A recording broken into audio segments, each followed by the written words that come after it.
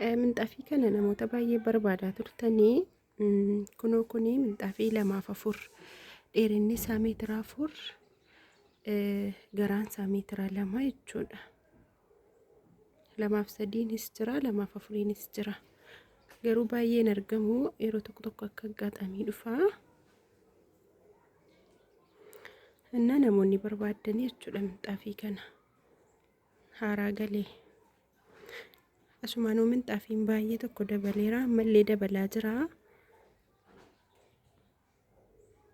Maashaallah baay'ee tokko bareeda. Bifa kamiinurraayyuu walirraa deemuu danda'a. Inna asumaan hafa ta'uu yaafii kan isinitti agarsiisu ta'a laayikii godhaa viidiyoo koo. Assalamu alaikum warahmatullahi wabarakatuh. Kabajamtoota hordoftoota koo jirra jirtu nagaa keessanii fayyummaa alhamdulillah nagaa fayyaa kooti. Isinillee bakka jirtanitti rabbiin nagaa fayyaa isin haa taasisu. Bismillah kaameraan akkam diimaa godhee afata kana qayyee bunniidha. Diimaa boggisa kan jedhu miti qayyee bunniidha afatni kun garuu kaameraan koo diimaa sana godhee jechuudha.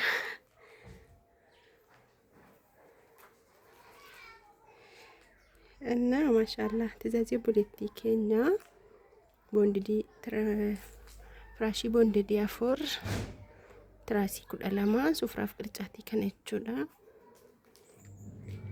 ኮኖ ኩማ አርጊተን ከነ ፈካታ ምንጣፊን ከነ ሲሚቲ ቪዲዮ ዱማዴን ረተፌ ያው አፉኒ አፉሬ ደለማ አፌ kuno lama afeenjira carqii lama afeenjira politikiyaa kuno meeshaa kee laladhu jechuudha. Carqiin isaa tokko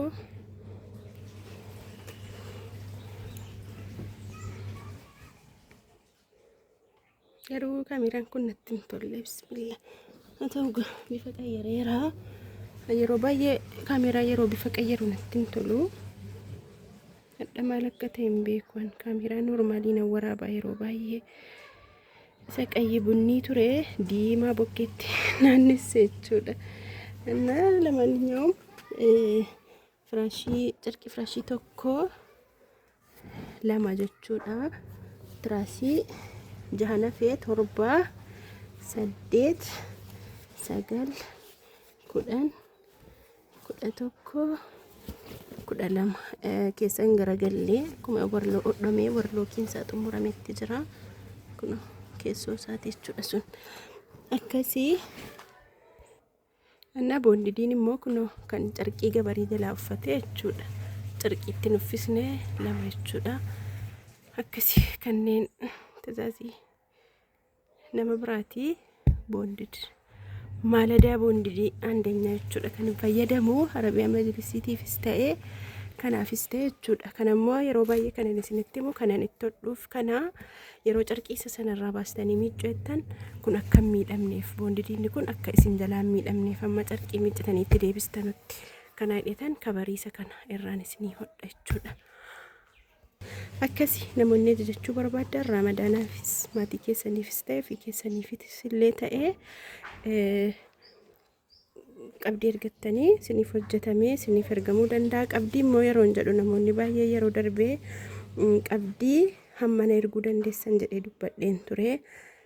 Dogoggora na fahamtanii namoonni baay'een maaliin jedhee yeroo sana carqii firaashii 4 fi carqii tiraasii 12 faniin qabdii 1,000 2,000 kaastanii hanga barbaadan erguu dandeessaniin jedhe. Fakkeenyaaf firaashii 4 tiraasiin 12 11 waan akkasiiti miti. Sanaaf okkee 1,000 2,000 kaastanii hanga barbaadan erguu dandeessu kanan jedhe. Garuu fakkiin sana namoonni baay'een sana dhageessanii subhaanallah qodaa birrii 60,000 wahii 1,000 ajajattanii jechuudha. Nama qabdii 5,000 fa'i 6,000 fa'i ergee jira jechuudha. Maaliif amma birriin suni sana booda meeshaan keessan ni tura birriin qodaa qabee taa'a. Birra kana immoo baay'ee tokko qodaan daddabalaa jira.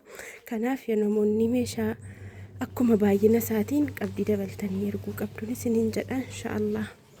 Na viidiyoon kun yoo isinitti tole laayikii godhaa, yoo jechuu barbaadan lakkoofsi koo duwwaa 941 WhatsApp Telegram irraan na argachuu dandeessu inshallah.